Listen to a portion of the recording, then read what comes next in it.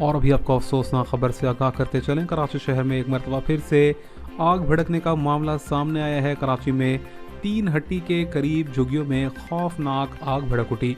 आग भड़कने से बताया गया है 3 अफराद जख्मी हुए हैं। जुलूस जाने के हवाले से उनको मुकामी अस्पताल में मुंतकिल तो कर दिया गया है, ताहम कराची में 3 हट्टी के करीब लगने वाली आग की वजह से बहुत ही ज़्यादा जो है मुकम्मल तौर पर फायर ब्रिगेड की गाड़ियाँ वहाँ पर मौजूद रहीं, जिन्होंने आग बुझाने के हवाले से यहाँ पर मुकम्मल तौर पर कार्रवाई की है।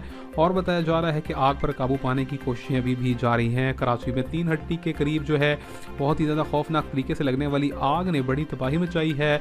और बताया जा रहा है मुतअद्दिद झुग्गियाँ भी झुलस गई हैं, जिसके अंदर लोगों का सामान भी मौजूद था बड़ी तादाद में। साथ ही साथ ये भी बताया गया है कि यहाँ पर जो आग है ये कराची में 3 हट्टी के करीब लगी है, और जो कि लियाकताबाद के बिल्कुल नज़दीक है। इसी के साथ आपको बताएं कि 4 फायर टेंडर्स जो हैं वो आग बुझाने के हवाले से मसरूफ़ अमल नज़र आए।